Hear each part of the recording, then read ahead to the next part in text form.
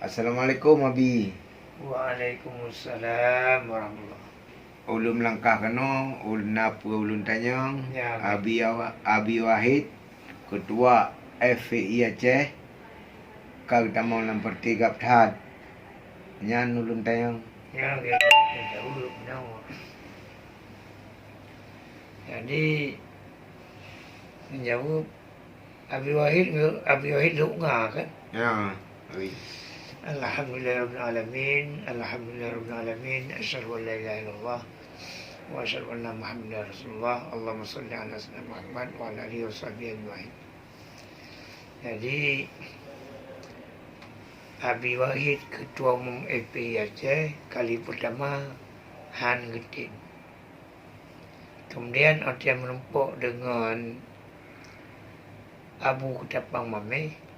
Dia keberah. Jak sama-sama tabu bangkit Islam kita. Lalu kau terima. Yang langsung yang menumpuk ulun.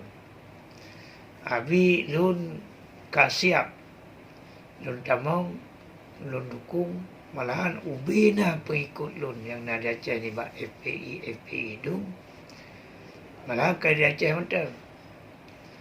Bangsa bohnyan ulun bakat ya sama-sama ada dukung berdi gaudan bernaung di bawah panji-panji Rasulullahnya buat lu Benar. okay. Yang kampung wajib. Assalamualaikum. Waalaikumsalam.